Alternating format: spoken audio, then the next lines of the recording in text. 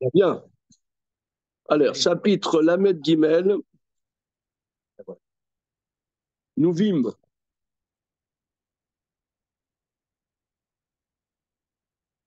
que la Torah, c'est la manière dont l'homme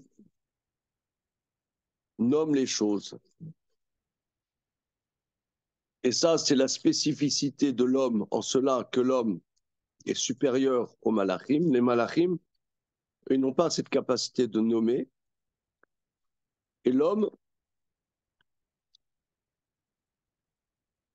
par le langage, il nomme, il se nomme lui-même et il nomme Dieu aussi. Parce qu'en vérité, toute la réalité ne tire son sens, ne tire son sens que par l'homme qui se positionne par rapport à cette réalité. Alors, d'après ça, quand c'est écrit dans la Torah, Vayered Hashem al Sinaï, que Dieu est descendu sur le mont Sinaï, on ne parle pas de l'essence de Dieu. Regardez, c'est un truc, je rapporte, hein, me semble-t-il, si je me trompe, vous me le dites, hein, que c'est quelque chose de très très important parce que on a une tendance, euh, disons, essentialiste de dire que la Torah, c'est la vérité par elle-même. La Torah, c'est la manière dont l'homme intègre sa relation à Dieu et au monde. Mais c'est pas, il peut y avoir d'autres,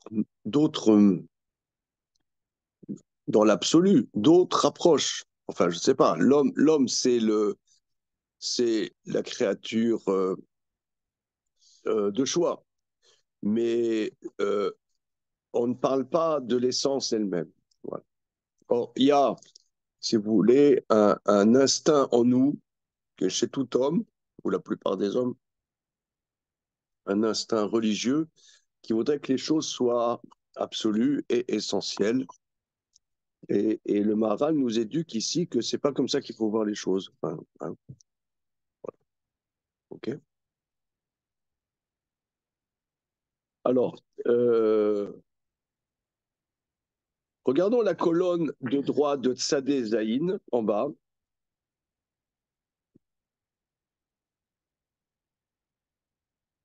La troisième ligne avant la fin de la colonne.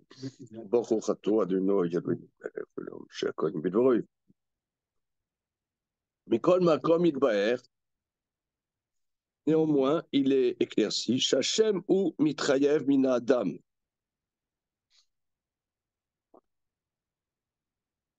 Donc, il est clair que le nom s'impose de l'homme. Vimken Maya appelé Vatmia Kasher Kata Veired Hashem Vekeotsebase. Donc, si c'est ainsi, quelle est l'interrogation quand le texte de la Torah dit que Dieu est descendu? Qu'Adam Koré Shemot la colle, car l'homme donne des noms à tout. Et qui va Koré Shemot, étant donné qu'il nomme des noms. Alors, comme on a dit la semaine dernière, si vous voulez, ici, il faut méditer beaucoup sur ce que nous voyons, parce que euh,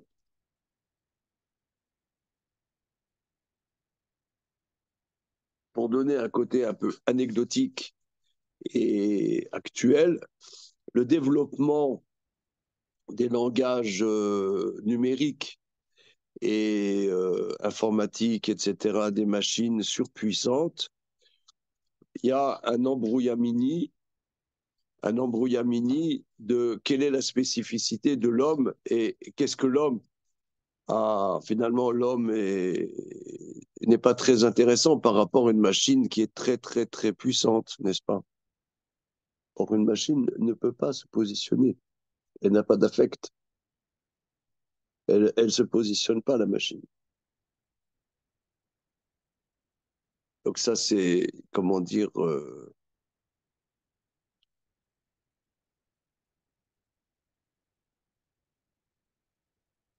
il y a une question qui a été posée. Baba Bitbol nous avait, je dirais, saoulé avec ça il y a X années. Vers 1850, disons à la louche, il y a le début des institutions pour les sourds-muets dans le monde austro-hongrois. Alors, dans la Gemara, un sourd-muet ne compte pas dans le minyan, parce qu'il est considéré, un sourd-muet est considéré comme pas bardat, il n'a pas de date. Ça veut dire, on parle d'un sourd de naissance. Oui. Hein. Ouais. Voilà. Alors, vers le milieu du 19e siècle, il y a eu des institutions qui ont commencé à apprendre à des sourds-muets à parler. Vous savez ça, hein? Et ça veut dire ils lisent sur les lèvres et on leur apprend à prononcer des sons. Ça veut dire ils n'ont jamais entendu des sons.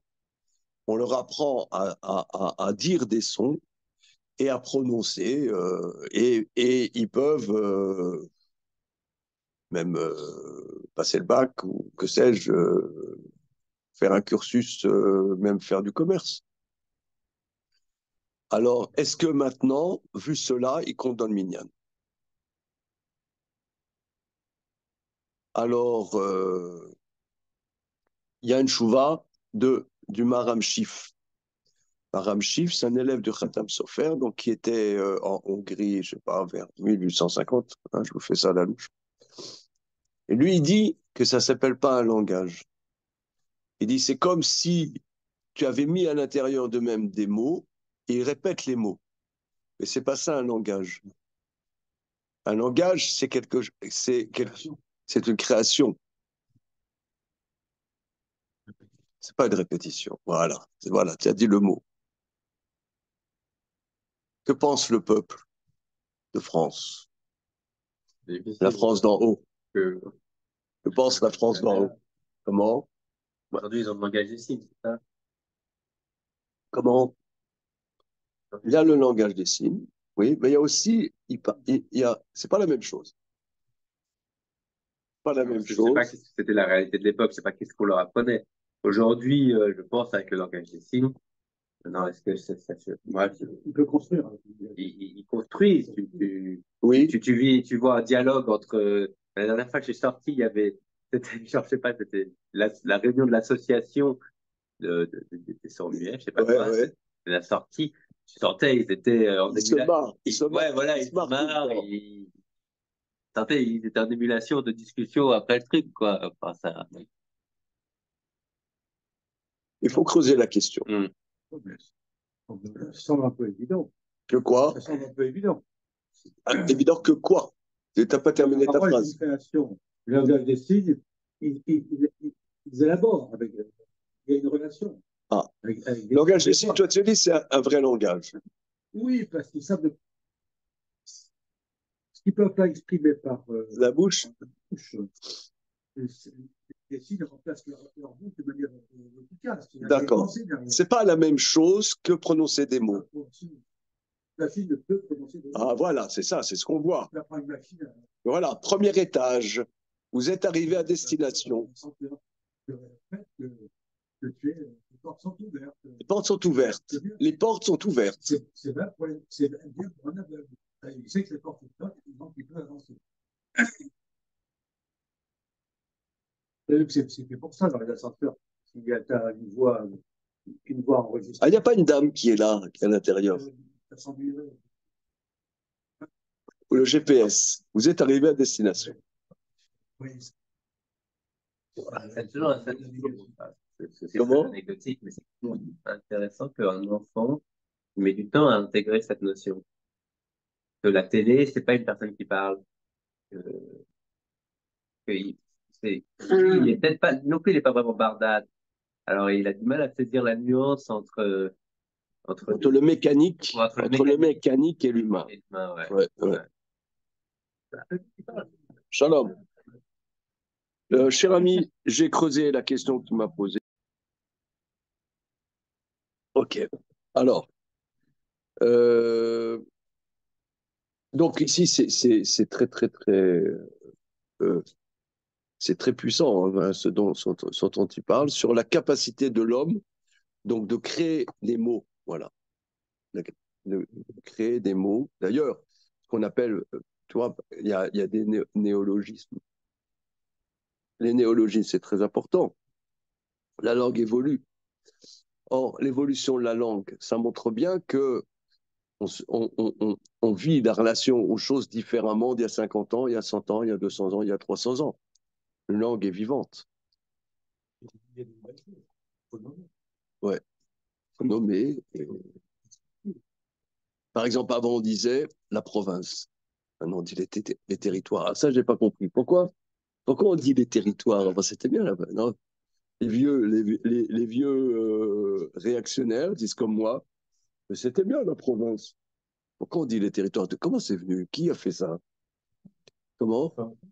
Et ça sert à qui profite le crime? Pourquoi? Hein, Non, ben, ça va. c'est facile. Non, ça veut dire? La politique, c'est pour qu'ils ne se sentent pas définis par rapport à Paris. Et quand tu dis territoire, c'est pas défini. Au contraire, un territoire, on dirait le tiers-monde. On dirait les territoires d'outre-mer. Territoire, c'est un terme dangereux.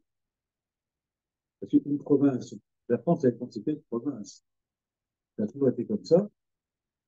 Et ça serait dangereux de vouloir en changer. C'est ça qu'il y a eu de nouvelles dénominations des régions, les Hauts-de-France, il y avait Pas-de-Calais, il y avait le Nord, il y avait tout ce que tu voulais, il y avait ce qu'il fallait. Bon, il a fallu que ça bande d'imbéciles. Ils ont envie de marquer leur époque. Ils ont eu envie de marquer leur époque par les nouveaux noms. Bon, d'accord. On n'est pas pensé à des choses un peu comme dans les restes. Il y a des restes. Ouais. Et tu as les territoires. C'est des choses qui n'appartiennent. Est-ce que ça appartient à. Ah oui, donc c'est ambigu, toi. Toi, tu dis que au départ, c'était pour ne pas faire de discrimination. Mais en vérité, ça s'est perçu différemment. Non, mais c'est un exemple débile qui ne nous intéresse pas. Mais qui est intéressant, comme quoi le nom qu'on donne change la relation à la chose. Parce que c'est le contraire. C'est la relation à la chose qui va faire qu'on donne tel nom ou tel nom. Et ça, c'est la particularité de l'homme. Alors, continuons. Vekivan, Shokore Shemot, page Sadezaïn, la colonne de gauche en haut. Vekivan, Shokore Shemot, Umetzad Adam Nemar Sheyarad, au bas, étant donné que du fait de l'homme, c'est perçu que Dieu descend ou que Dieu vient, Ikar Mekabel Kavod Hashem Sheba Alar Sinai. C'est comme ça qu'il reçoit la gloire de Dieu qui vient sur le mont Sinaï. Étant donné que Dieu se trouve vers lui, le car en kashaklal. Donc une question. Kizeu Ikar Agadol. Alav Nivne Dvarim Godolim Kashem Idbaran Nimsa le Fia Mekabel. C'est le grand principe sur lequel est construit des très grandes choses.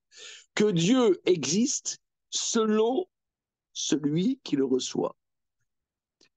Et nous avons développé longuement.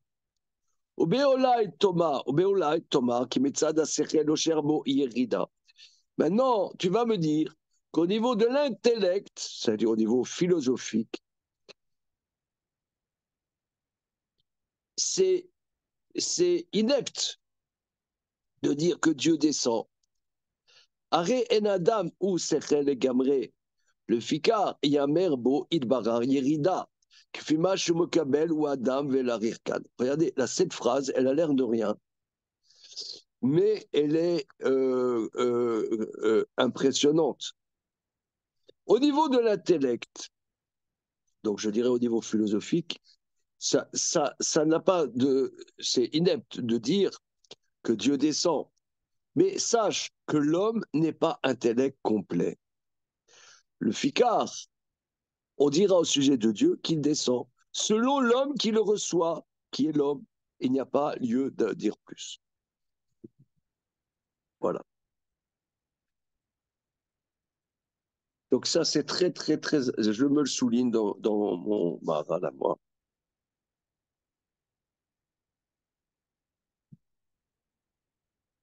C'est-à-dire, ça va avec ce qu'il avait ramené.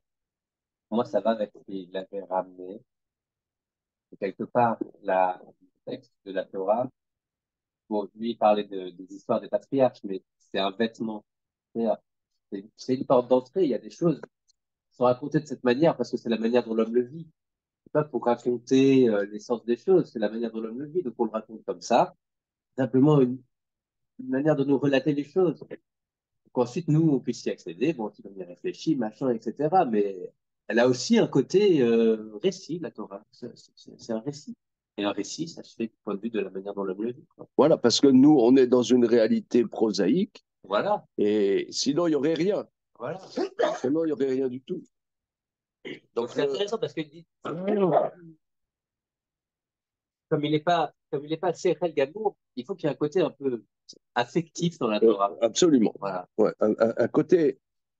et ça, je pense, ça c'est, vous voyez, ça c'est quelque chose de... sur lequel,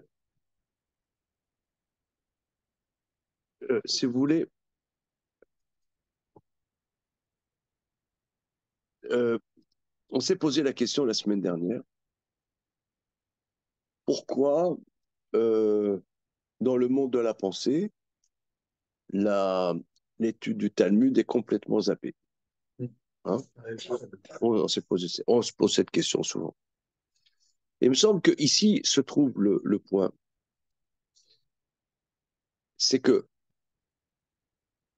et je pense que le problème, c'est pas nous, c'est les hommes de pensée. Quand ils font office de pensée, la pensée est quelque chose de grand. Or, pour entrer dans la Torah, l'entrée dans la Torah, c'est une humilité. Il faut une humilité. C'est que c'est ce que Rambam dit dans le 4e chapitre, à la fin du 4e chapitre d'Halachot Yesodei HaTorah, que dans la Torah, il y a des très grandes choses, mais d'abord, il faut savoir qu'est-ce qui est permis, qu'est-ce qui est interdit. Parce que qu'est-ce qui est permis, qu'est-ce qui est interdit, c'est quelque chose que tu peux partager avec tout le monde, avec les enfants, avec les femmes, avec tout le monde. Ça, voilà, ça c'est Bassari, ça c'est Khalavi. Voilà. Or ça, quelqu'un qui fait travail de la pensée, pour lui, c'est des ch'touillottes. Et voilà. Mais nous, on commence avec les ch'touillottes. C'est... Là, je pense, là, c'est... moi, j'ai rencontré plusieurs penseurs, philosophes, etc., et autres, c'est affinité.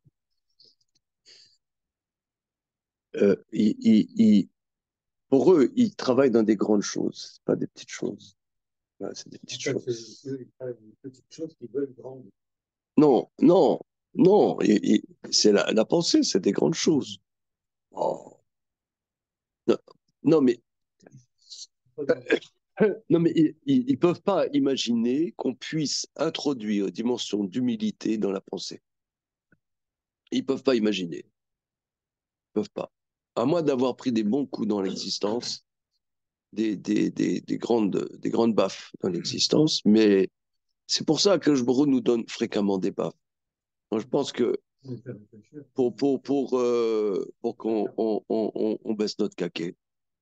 Et c'est ça qui fait qu'on peut, on peut, voilà. Oui, monsieur. Oui, Le Maharal sur Sota, là, sur l'humilité, là, l'homme qui se fait cher, il dit, Hachem, il a créé l'homme avec un sechel qui le rend grand et digne d'éloge et qui fait faire d'être admirable. Et il a créé en contrepartie, mais disons, c'est voulu, c'est pensé comme ça. La contrepartie de ça, c'est il a fait un homme qui va aux toilettes pour le remettre à sa place et qu'il connaisse la honte et qu'il se souvienne qu'il est manquant, quoi. Et il a dit, mais ça va ensemble. oui. Ça va ensemble. Zèle au mal, c'est. Ouais, voilà. Ouais. Le plus grand des philosophes, ils doivent être comme tout le monde. Mais il le vit pas comme une dimension Il le vit comme une maladie honteuse, mais pas comme quelque chose de complémentaire. Voilà, de complémentaire. Voilà. Pas comme quelque chose de complémentaire. Et là, on le voit. Vous voyez ici, cette phrase, elle est vraiment clé.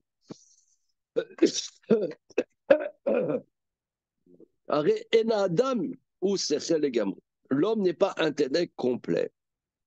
C'est pour ça, on dit au sujet de Dieu que Dieu est descend selon l'homme dans la capacité de le recevoir. Donc je reprends ce que tu dis, Damien, dans la capacité qu'a l'homme d'abord d'avoir un abord de récit, voilà, qui est au niveau de tous, ouais, et au niveau même enfantin que nous avons en nous. On a un côté enfantin. Après, on va peut-être aller plus loin, si affinité, si on veut, selon chacun. Voilà. וגם לנו שאין הכוונה כשהמדע נראה בלבד אלא מקבל באופן זה שהיד יורד כדבר זה אינו. Nous avons expliqué que l'intention n'est pas que Dieu paraît par rapport au récepteur de cette manière qu'il descend. Non, c'est pas comme ça. Ra ou karbemet nimsa. Non, la vérité est ainsi qu'à la dame ou Yored à l'Arsinaï, que par rapport à l'homme, la vérité de la chose. Donc oui, il y a une dimension de vérité, mais c'est la vérité relative. Adam Koreshem Kacher Unimsa Elav. L'homme prononce un nom selon, c'est-à-dire, ça ne veut pas dire que c'est aléatoire. Vous voyez, par exemple, il y a des choses que beaucoup de gens ne comprennent pas. La halakha, elle évolue. Elle évolue tout le temps. On n'est pas possèque sur plein de sujets aujourd'hui qu'on était possèque il y a 100 ans ou comme il y a 200 ans, 300 ans. Alors tu vas dire, ah, donc c'est relatif. Non, c'est pas relatif. C'est précis. C'est vrai à chaque fois. Mais c'est évolutif.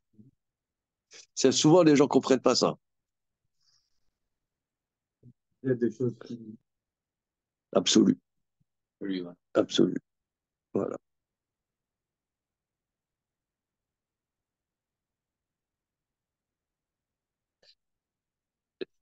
C'est ce que les psys disent, que l'homme, il veut toujours être en symbiose avec sa maman. Il ne peut pas supporter. Là, la Torah, elle nous fait sortir du côté maternel. ודבר זה הוא יסוד גדול מאוד, ראוי לך שיהיה היסוד הזה נגד לך תמיד. Ça, c'est un grand fondement énorme. Et il faut que ça soit un grand fondement pour toi en face de tes yeux toujours. Ça veut dire, c'est émet, je le souligne aussi. Car ou émet, c'est-à-dire que comme l'homme nomme des noms, à un moment T, la vérité est que la relation qu'il a à Dieu, c'est que Dieu est descendu. Ça, c'est indubitable. On ne parle pas de Dieu. On parle de la vérité de la relation qu'a l'homme à Dieu à ce moment T. Le fikar, baou, koladvarim, kemo, c'est pour ça. Tu pourras relire toutes les choses. Vetiatsev, vatikatser nafsho, babal Israël. Dieu était triste. Il en a eu assez dans le labeur d'Israël. Qui koladvarim alou enam bamitato idbara. Toutes ces choses ne sont pas d'après la véracité de Dieu. Qui bamitato idbara obebadrakato, obebahalato, rakulibsa kar et la mekabel. Car dans la vérité de Dieu, alors il est à son niveau, dans sa madriga, dans son élévation. Mais il existe par rapport au récepteur, Kacher loyou aussi brotsodo, quand les enfants d'Israël ne faisaient pas la volonté de Dieu, shalom, quand les enfants d'Israël ne faisaient pas sa volonté, Ratsa Kadosh Baruch, Dieu a voulu les détruire dans le déluge. Dieu était à ce moment T dans une tristesse.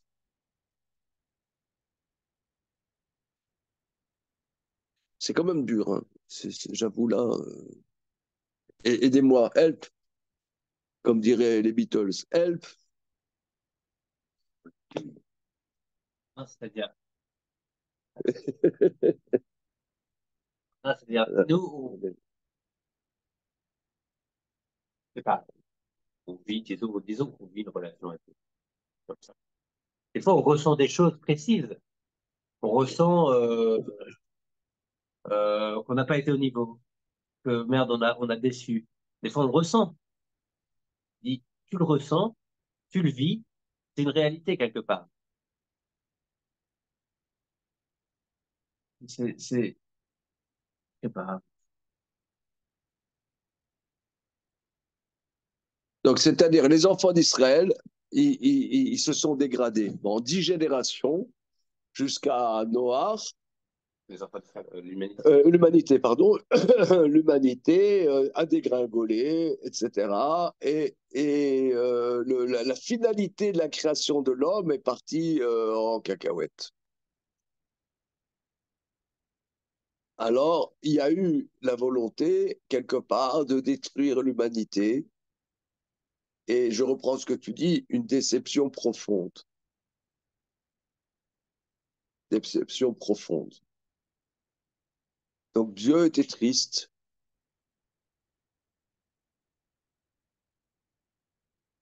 Alors, le philosophe dit, qu'est-ce que c'est ces textes avec ces anthropomorphismes insupportables? Comment peut-il y être par rapport à l'absolu la tristesse, n'est-ce pas? N'est-ce pas? Oui, mais par rapport à l'homme qui a été créé avec une vertu particulière de nommer des noms et de nommer sa relation par rapport aux choses, et ben, au niveau de son existence, ça voulait dire que Dieu est triste. Alors, par exemple, prenons par exemple les événements du septembre. Voilà. Juste après, il y a eu abasourdi, je disais, abasourdi. Il faut nommer ça dans la relation à Dieu. Et on a vécu quelque chose dans la relation à Dieu, et que c'est vécu dans la relation oui, on peut dire Dieu était en colère. Là. Voilà. On peut dire Dieu était en colère. Voilà. Ouais. On décrit, parce qu'on vit une relation avec lui. C'est bien. On vit une relation avec lui. Donc on cherche le mot qui convient à l'état de cette relation à ce moment-là. On cherche le mot qui convient. Sinon, on ne vit pas de relation avec lui si on ne peut pas mettre de mots dessus. S'il est seulement dans son absolu. Non, c'est bien, c'est bien.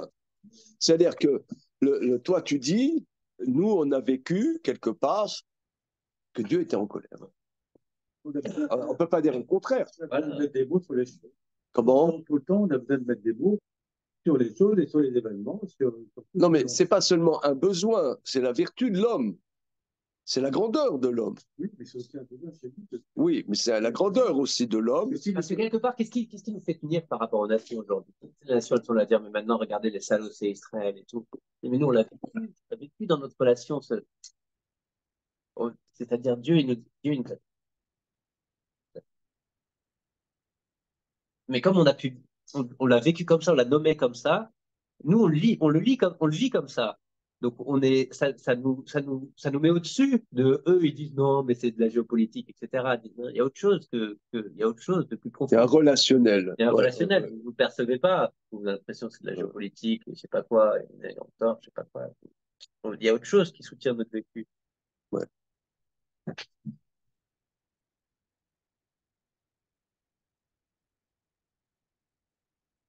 D'accord. Ok. Voilà. Bien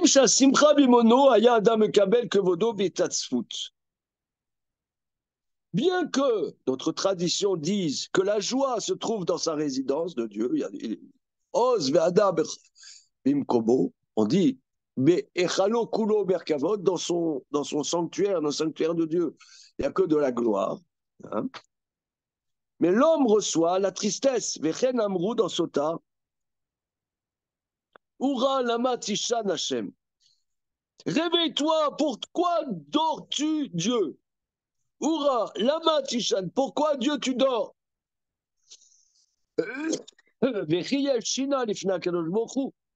Y a-t-il un sommeil par rapport à Dieu? Et là, mais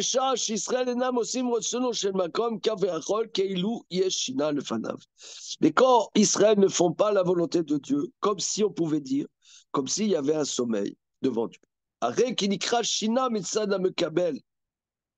Donc on appelle sommeil par rapport au récepteur.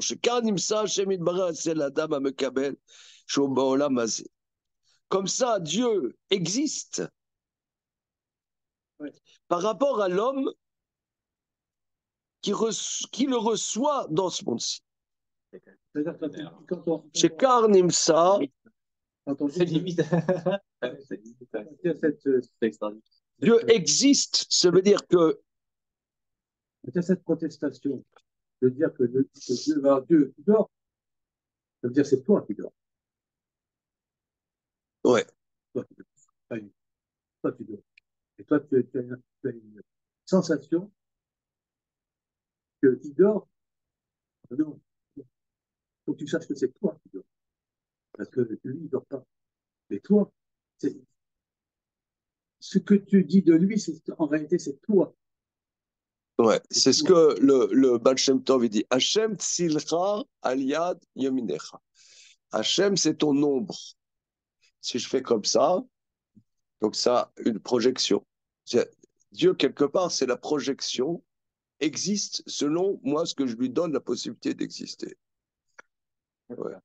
Ça peut être dangereux comme. Comment? C'est-à-dire qu'en fait, Dieu, il existe dans la projection que Oui, l'on fait, en fait. Non, Il existe au-delà du moi-même, déjà. Mais non, non. Ce qu'il faut comprendre, c'est quoi exister? C'est quoi exister?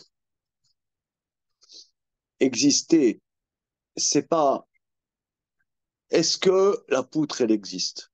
Elle existe, la poutre? par rapport à moi, maintenant, Comment? oui, il existe pour moi, oui. Elle n'existe pas. Et elle n'a pas de. Il existe parce que je l'aime. Parce que je considère que c'est une poutre. Mais en elle-même. Parce que je lui donne un sens, je lui donne une nécessité. Non, mais elle n'existe pas en soi. Est-ce que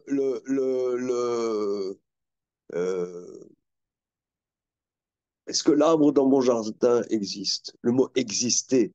Même nous, on n'existe pas. Si tu veux, là, on a travaillé ça euh, avec les étudiants à l'UEJF mardi soir dernier. Même nous, tu vois, par exemple, s'il n'y avait pas Shabbat, on n'existerait pas. On a tout le temps des choses à faire. On est comme les animaux, on bouge, on tourne toute notre vie, on est en train de chercher à gagner notre vie, à trouver une place dans le monde, à se prouver quelque chose dans la vie, et puis à la fin, the end, et ça s'arrête là. Je veux dire, est-ce qu'on a existé? Non, Ouais. on n'existe pas.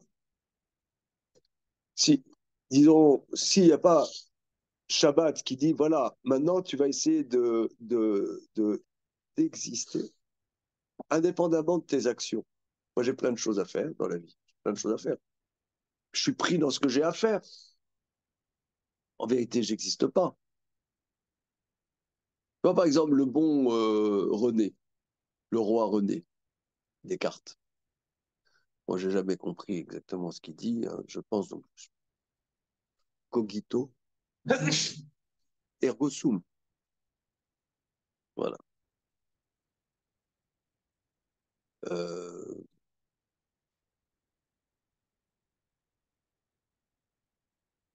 on va pas faire une dissert de terminale, mais disons exister. Moi, je pense que quelqu'un qui fait pas Shabbat n'existe pas. C'est pour ça d'ailleurs, c'est la gravité de Shabbat. On dit quelqu'un qui garde pas Shabbat, il est Chayam Mita, parce qu'il c'est un problème vital. C'est un problème vital. C'est comme étudier la Torah. Quand tu étudies, essaies de te positionner. Regarde, nous, ce monsieur, il a écrit ça il y a 500 ans. Je fais ça à la louche à 500 ans. À nous, on essaie de voir quelle est notre relation par rapport à ça. On existe par rapport à ça. Ça nous positionne, ça nous fait se positionner par rapport à ce qu'on vit, etc. Mais comment dire, si on n'étudie pas, on dit Kavata et Tim la Torah, est-ce que tu as fixé des moments d'études? Ou bien est-ce que tu fais Shabbat? Je pense quelqu'un, moi, si j'avais pas Shabbat, j'existerais pas. Moi, je le parle par rapport à moi. Non, t'as pas cette expérience? Hein? Ouais. Maintenant, disons, moi, je vais modérément, je vais à la synagogue, évidemment, Shabbat. Mais disons, je passe pas tout mon Shabbat là-bas, j'étudie à la maison, etc. Machin. Alors, il y a des gens, je pense, Shabbat, euh, je sais pas, bon, chacun vit comme il vit, hein, mais il y en a qui passent presque toute le Shabbat à la Sina, etc. Je sais pas comment ça se passe exactement. Ça me dépasse un peu. Mais moi, j'étudie un peu avec mon épouse. Ça nous permet de nous positionner. Après, il y a la semaine, on s'est repositionné. Mais si on ne se positionne pas, toi, par exemple, le Parisien, tu t'appelles. Ah oui, alors comment tu vas? Oh là là, ça va, alors, je suis sous l'eau. Non, t'as remarqué le Parisien. Moi, je suis sous l'eau. En ce moment, je suis sous l'eau. Tu connais le. Pourquoi tu es sous l'eau? Pourquoi tu n'as pas besoin d'être sous l'eau? Pourquoi tu es sous l'eau? Ça veut dire que ah, j'ai tellement de choses à faire, etc. Mais t'existes pas. On n'existe pas. Donc Dieu aussi n'existe pas. Dieu, disons, à la limite, Dieu, il a fait tout un monde, mais ce monde, peut être absurde, quelque part. Le, le- la notion de centrale, me semble-t-il, dans le Maharal, regardez les mots. Sheka nimsa Hashem ilbara etse aladam amakabel shuvo lamazé. Ainsi existe Dieu par rapport à l'homme qui le reçoit dans ce monde-ci.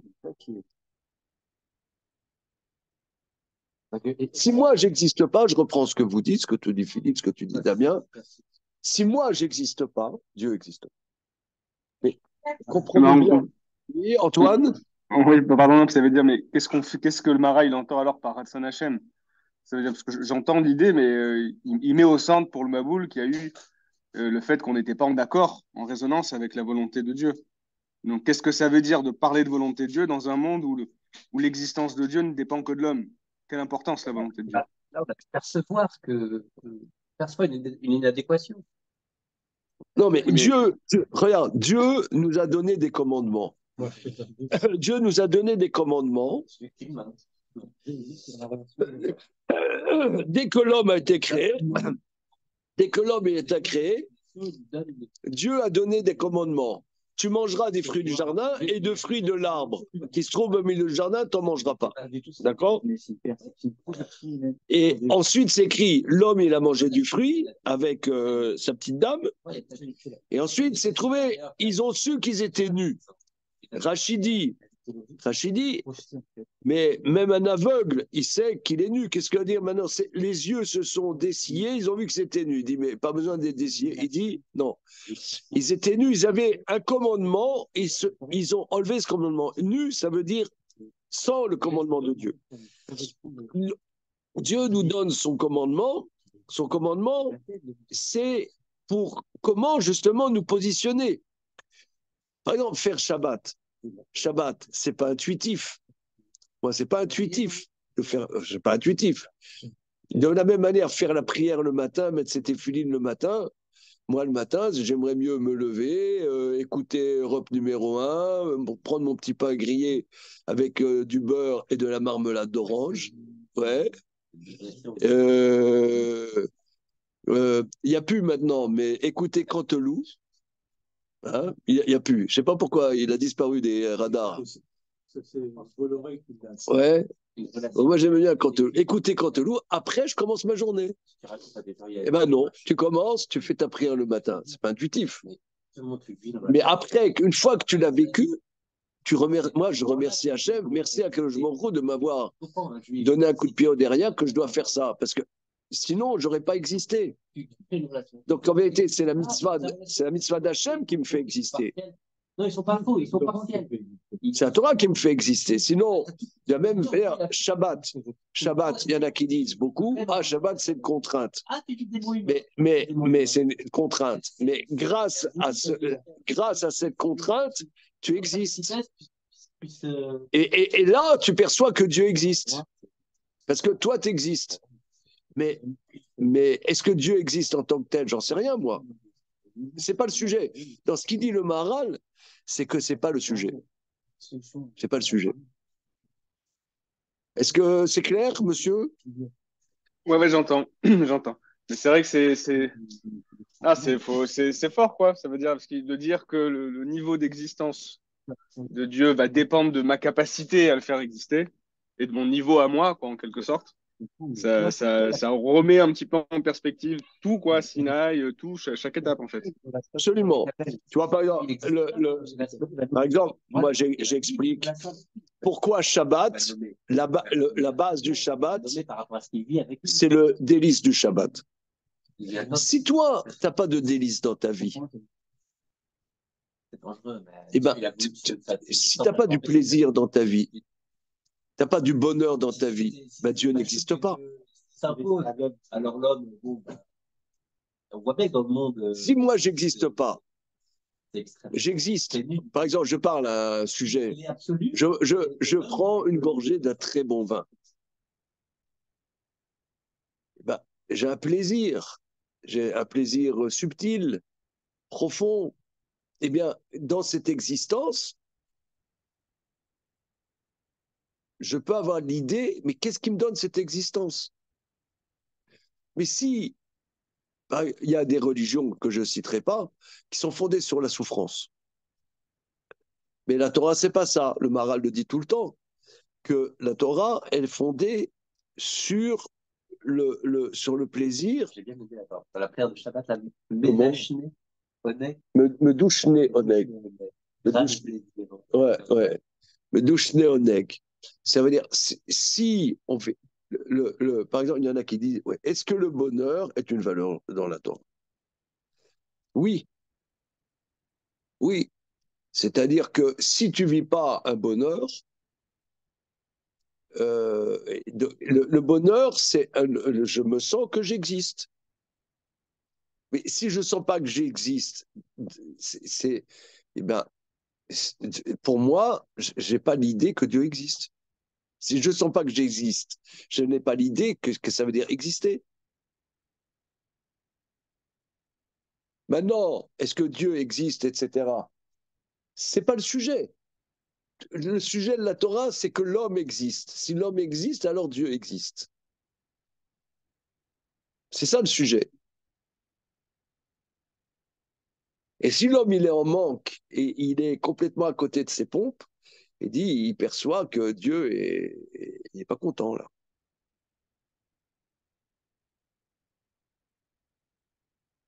Bon, ok.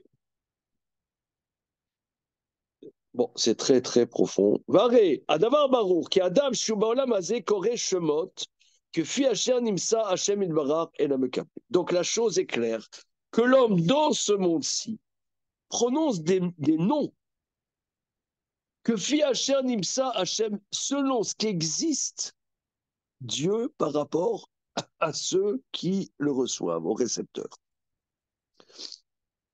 Au bas Midrash. Alors, Anochi Hashem Elokecha. Maintenant, il va commencer les 10 commandements. Hein. Ah. C'est parti. C'est parti.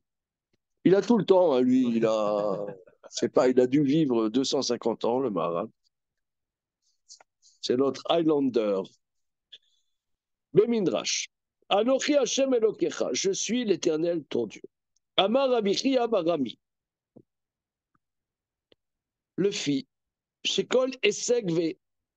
Non, mais je reviens sur ce que tu dis, Michael. Hein, je reviens sur ce que tu dis.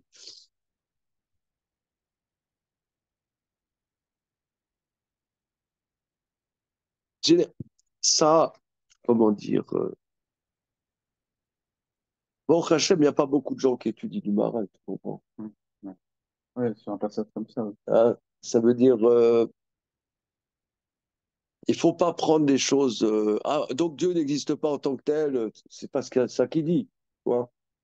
Le sujet de la Torah, c'est pas Dieu en tant que tel. Pas dire que Dieu n'existe pas indépendamment de moi. Ouais, c'est subjectivisme. Ça veut dire qu'il n'existe que dans la relation que j'ai avec lui.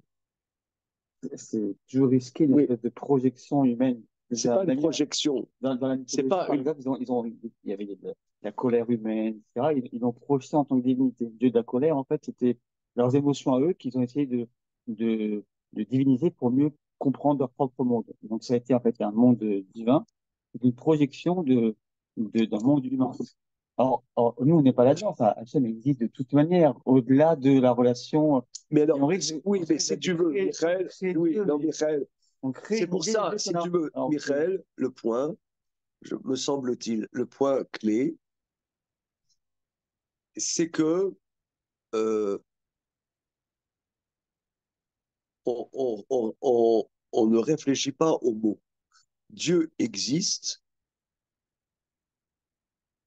Le mot exister ne veut pas dire que la table,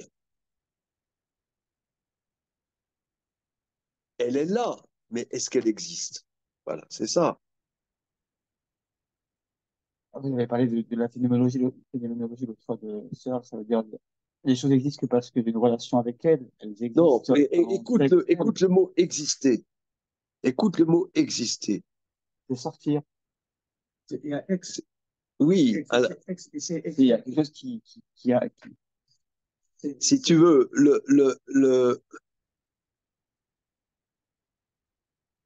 moi je le ressens par rapport à Shabbat très fort. Parce que moi je suis toujours dans des projets, dans des trucs, des machins, des bidules, bon, chacun a son style, sa personnalité. Moi je suis toujours dans des projets, dans des trucs, des machins, bidules, je suis en train de faire des trucs, machin. Ok. Quand arrive Shabbat, je prends dans la tronche. Et ça me fait mal, le Shabbat, quand ça arrive. Mais pourquoi je me rends compte que j'étais dans un tourbillon, tu vois. J'étais dans un tourbillon, on regarde son WhatsApp, on regarde son truc, on regarde ses mails, ses machins, on regarde ses SMS. T'es happé par la vie. Et alors, t'es happé par la vie. T'existes pas. Est-ce que ça, tu oui, l'entends? oui, oui, j'entends que quand on annule toutes les variables, tout ce qui est en mouvement, on stoppe, il reste que moi. J'entends que Shabbat, Comment? on est face à nous-mêmes, ça veut dire toutes les variables de la scène, tout ce qui bouge, tout ce qui est Voilà. dynamique, on le stoppe. Bah, il reste que moi Mais on se comme, rend compte même oui, qu'on est happé, on fait des choses qu'on doit faire, mais est-ce que on existe? Est-ce que exister, ça veut dire, est-ce que je suis là ou est-ce que je suis comme des cellules, comme des atomes qui bougent? T'as le noyau de l'atome, tu as les électrons qui tournent. Ouais. En vérité, l'humanité, regarde, est-ce que le milliard et demi de Chinois existe? Non, c'est une question. si on a un téléphone tous les deux, c'est bien créé ces Chinois. Ces téléphones, ils existent par rapport à ce qu'ils font, mais je sais pas s'ils existent en tant que, vous parlez en tant que apport humain ou en En tant tant que, que, je sais pas, en tant que, comment? Oui, ils vont exister, ils vont se kiffer, ils vont se manger du poulpe farci, ils vont manger comment il s'appelle l'animal qui a amené le Covid là? Pangolin. Ils vont manger du pangolin à la broche. Non, pourquoi l'humain il a tellement besoin de kiffer dans la vie? pour oublier qu'il existe. Non, pour avoir l'impression qu'il existe. Pourquoi ils vont, je sais pas, voir des très belles femmes ou aller au casino ou que sais-je? Pour éviter de se retrouver face à lui. Non, pas forcément. Non, très simple. Un homme, quand il jouit, il existe. Il a l'impression qu'il existe. Il y a des gens, je sais pas, moi j'ai pas cette addiction, mais il y a des gens, il paraît que pour eux, aller au casino, quand ils ont misé du fric et qu'ils risquent de gagner ou de perdre, c'est un kiff extraordinaire. Comment? Chacun son. Tu sens que tu existes, tu as l'impression d'exister. Mais comment? Être le fil du racine. Voilà, et c'est là, C'est la limite. t'as l'adrénaline, comme on dit, l'adrénaline, tu vois. Par exemple, quelqu'un, il est. Par exemple, moi, des fois, quand je fais des bons cours, que je sens, tu as 50 personnes en face qui ont vibré, j'existe. Voilà. Il y a l'adrénaline, tu partages quelque chose, t'existes. Mais est-ce que tu existes? Bon, on a l'impression que C'est ça le Shabbat. Le Shabbat te fait l'arrêt de Là, toute action. on a l'impression que l'existence de l'homme, de Gabriel, elle dépend de cette capacité à être correct. Tant que j'arrive pas à nommer les choses, alors peut-être que j'arrive pas à exister. Donc, quand je vis ce Shabbat dont on parlait, est-ce que j'arrive à nommer, tant que je suis pas Korechem, j'arrive pas à nommer les choses, alors je peux pas être dans une relation, être mécabel de quoi que ce soit. C'est ça cette capacité à nommer une relation enfin, de colère, d'énervement d'Hachem, C'était extraordinaire, c'est ça. mais c'est créer Hachem qui permet à l'homme de créer cette relation. Je la trouve, elle est sublime parce que ça montre bien que c'est l'homme, il est central dans cette relation. Voilà. Mais c'est glissant dans le sens où il peut mal nommer les choses. Il peut les nommer de manière très subjective et se planter complètement sur ce qu'il imagine être. Non, c'est évolutif. Non, Ouais. non, c'est évolutif. À un moment, tu sais, il l'a nommé comme ça, tu es plus seul, nommé autrement. C'était à la chose pour ça. Il y avait la choule et il y avait Emmanuel Badiche qui était là.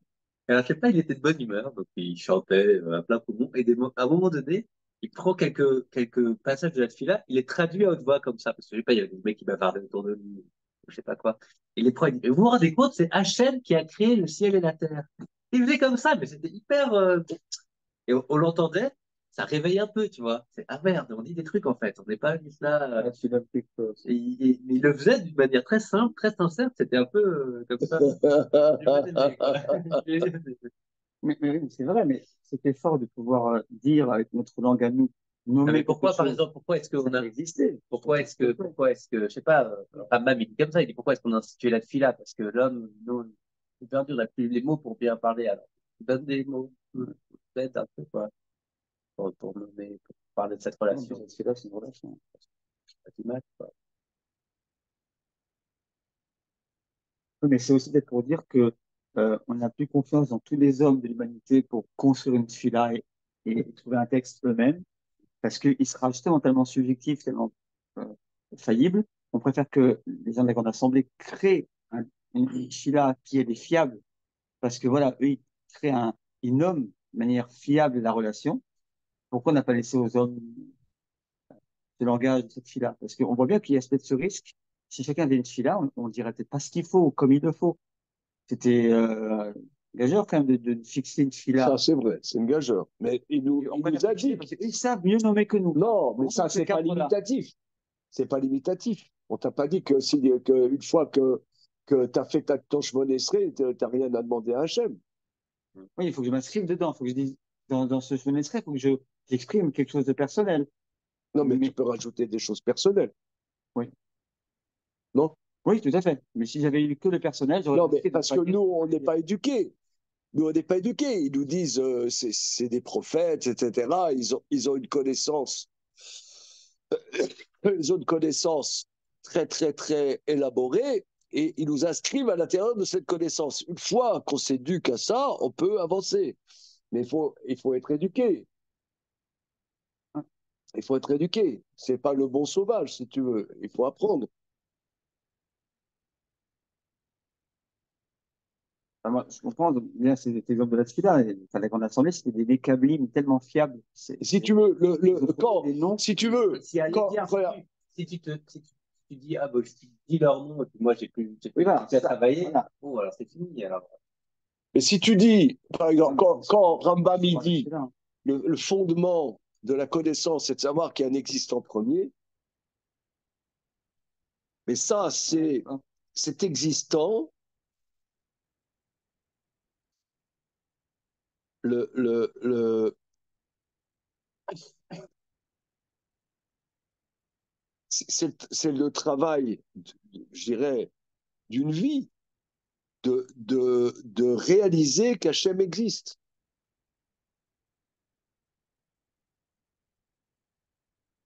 Alors que c'est l'air d'être un point de départ pour le Rambam. Il faut Non, voir c'est un ça. point de départ, mais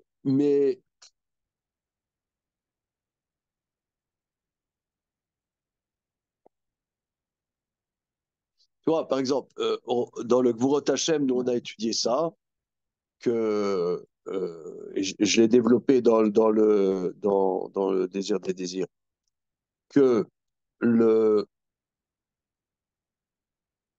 lorsque Yocheved a mis au monde Moshe, les Chachamim disent dans le traité Sota qu'elle n'a pas souffert. Alors, le Maharal les développe, dans les Chidush Hagadot, dans le Gvurot Hashem, il développe, parce que comme Moshe va apporter la Torah, et la Torah, c'est l'existence du monde,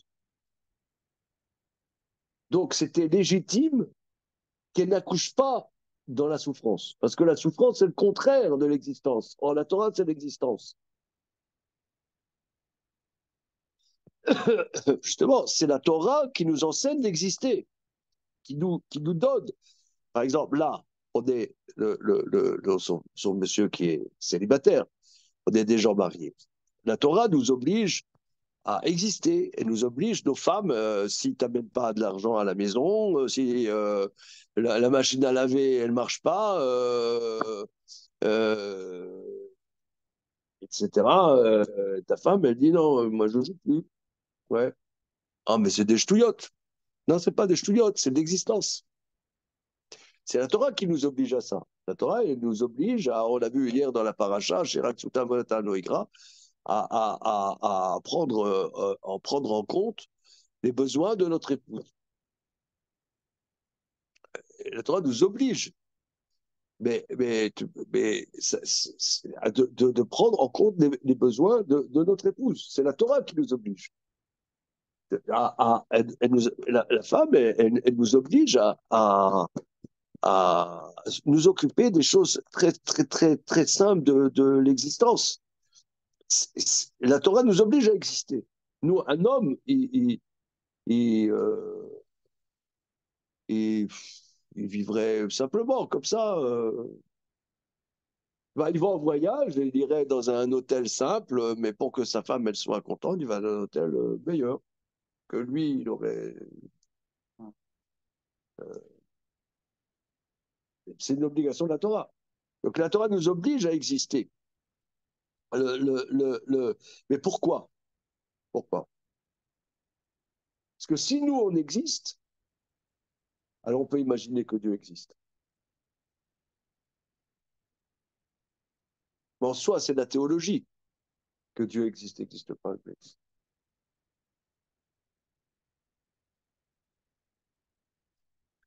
C'est aussi sublime que Comment? c'est aussi sublime que je suis sublime, je veux dire que ça.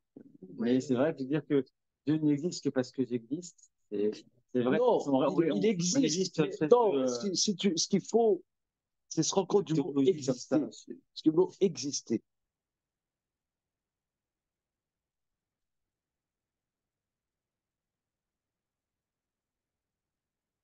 C'est ce que Rambam, en vérité, il y a des passerelles énormes entre le Maharal et Rambam. Rambam, dans le Guide des Égarés, il dit que celui qui dit qu'il y a une feuille qui est tombée de l'arbre, ça veut dire que Dieu a voulu que cette feuille tombe. Il dit c'est un abysse. Il dit l'ashgacha d'Hachem, l'attention que Dieu a par rapport à ses créatures, c'est très rare.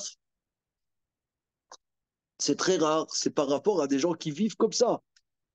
Il y a des gens qui vivent, qui sont proches d'Hachem, alors Hachem est proche d'eux. Mais est-ce que Dieu est proche du milliard et demi de Chinois?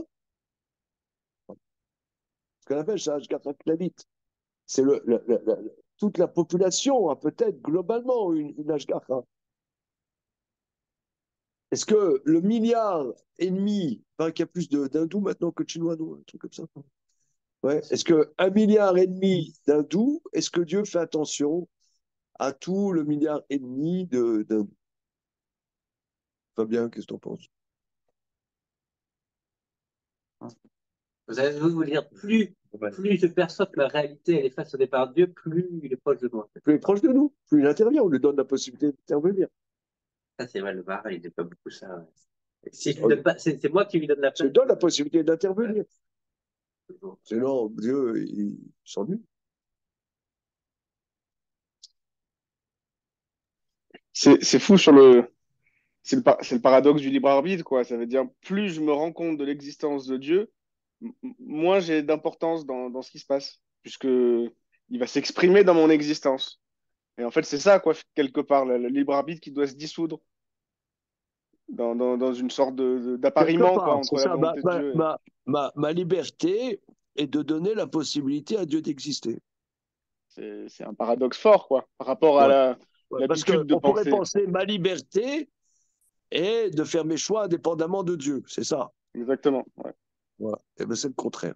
Ouais. Quand on parle de... Voilà, absolument.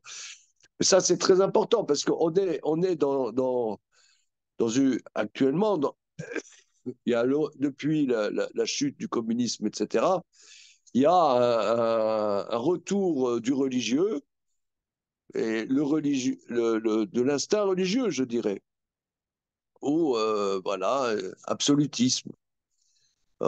Mais notre tradition n'est pas comme ça, c'est pas ça. Quand on parle de Bitou, Bitou Dayesh, même dans le côté moral, on parle de Shiflut, cette dimension très noble d'annulation de Shiflut, c'est de la non-existence finalement. Alors ça pourrait être mal perçu de dire que même qui est dans le Shiflut, il n'existe pas, finalement, qu'il grandit Dieu à un point où il n'existe pas, ou est-ce que c'est encore une fois, c'est un point d'arrivée, pas un point de départ, peut-être, c'est un.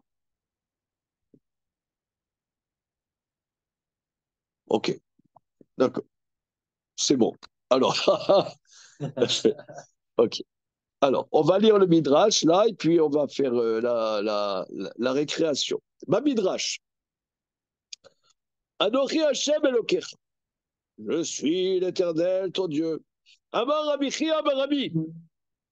Le fils, c'est qu'on a Iseg, Veseg, Verol, Davar, Vedavar, Raya Nire Lahem. Raya Nire Lahem. Nire Lahem Bayab, qui Gibor, Ose Milchama. Nire Lahem Bessinai, qui s'offerme la bête Torah. Nire Lahem Beshlomo, le fils Basehem, Baréou, Kalevadon, Barou, Karazim. Nire Lahem Daniel, qui Zaken, la bête Torah. Donc le Midrash, je suis l'Éternel, ton Dieu. Rabbi Chia bar Rabbi dit, toute occupation et toute parole, Aya Nirelahem. Selon chaque occupation, selon chaque parole de Dieu, Dieu leur paraissait d'une manière différente. Oui, ça c'est ce que Rachid dit sur Anochi Hashem Elokecha, Asher Otzitera Meretz Mitzrayim Mibet Avadim. Je suis l'Éternel ton Dieu qui t'ai fait sortir de la maison de la terre d'Égypte, de la maison d'esclavage.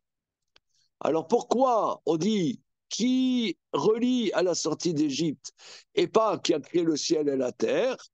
Rachid dit, parce qu'étant donné qu'à la sortie d'Égypte, je me présentais d'une certaine manière comme un homme de guerre, et maintenant je me présente comme toi, comme un zaken qui enseigne la Torah, je suis obligé de te dire, je suis le même, je suis l'Éternel, ton Dieu, bien que je me présente à toi d'une manière différente, je suis le même. Voilà, c'est ce que le Midrash dit. Il se présentait à eux sur la mer Rouge, qui est Gibor, comme un héros qui fait la guerre. Il se présentait au Sinaï comme un scribe qui enseigne la Torah. Il se présente à l'époque de Salomon, selon leurs actes, Baréouk Alevanon, Barouk Razim, puis beau comme un cèdre. Il se présente à l'époque de Daniel comme un personne âgée qui enseigne la Torah.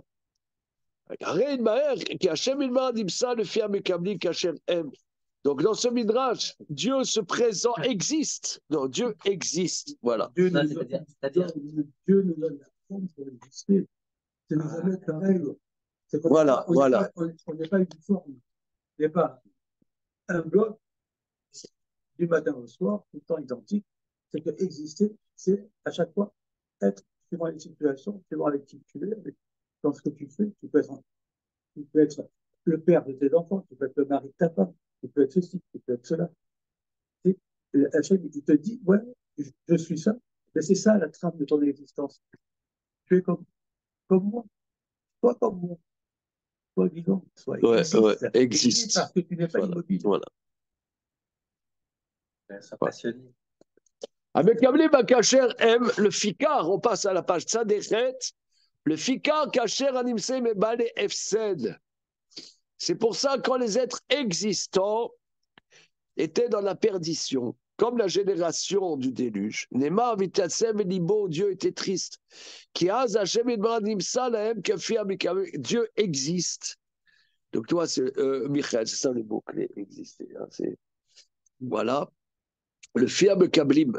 Qui d'avoir zé shaya lomar shemera nimsa l'elyonim tartonim benyan necha bevada yonimsa l'elyonim kefam Hashem et tartonim kefam Hashem.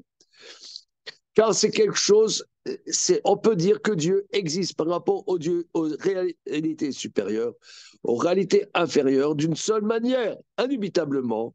Il existe par rapport aux réalités supérieures, selon ce que les réalités supérieures sont, mais existe par rapport aux réalités inférieures selon ce que ces réalités inférieures sont.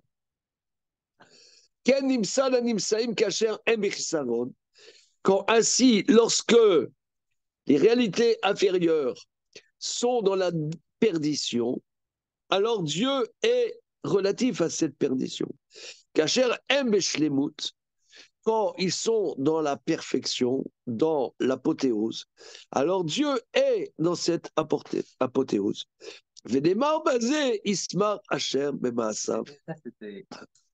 Quand Dieu se réjouit dans leurs actes, dans ses actes. Oui, vous? Non. Quand on dit la Torah, elle n'est pas loin de toi. C'est-à-dire, où que tu sois, il y a une porte d'entrée. Il y a une porte d'entrée dans la relation. Où que tu sois, quel que soit ton. Tu es en train de vivre une épreuve insupportable, tu es en train de vivre ça. Tu as un juif, je sais, tu as un juif. Il y a une porte d'entrée. Voilà, ça c'est le gros truc, tu vois, par exemple, tu as des chassidim de Braslav qui vont voir, tu vois, des juifs qui sont dans des squats, hein, ils ont 3 seringues par terre. Oui. Ben, tu peux avoir une relation Hachem là où tu es. Là où tu existes, là, tu peux avoir une relation avec lui. Ouais.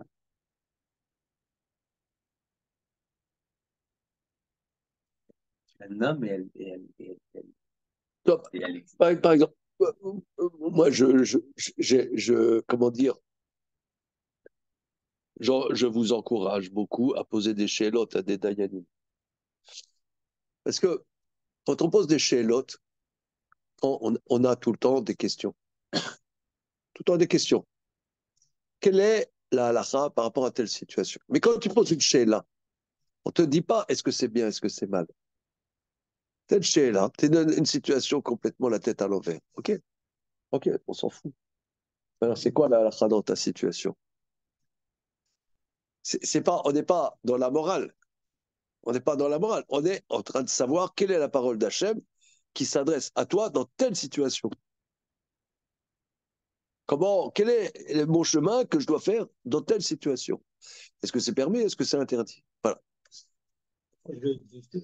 Voilà. Donc, voilà. Ah, maintenant, comment t'en es arrivé là? Je m'en fous, c'est pas le sujet. C'est un autre sujet. C'est un autre sujet. Mais, voilà.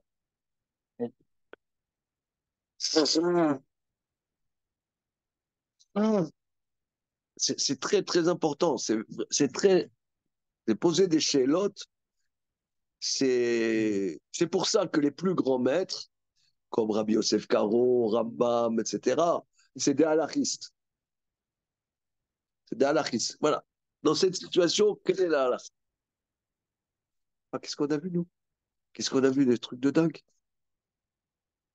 Là, tu as des trucs complètement. Je sais pas, nous, on avait vu quoi? Des Yoma, le traité Yoma.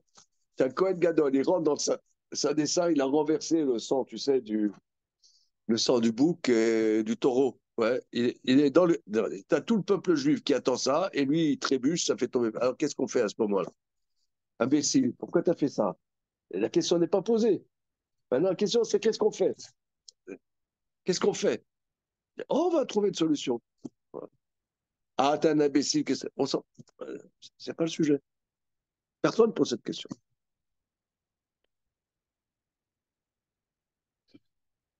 Ok, regardez, on s'arrête là pour le moment. On reprend. Voilà.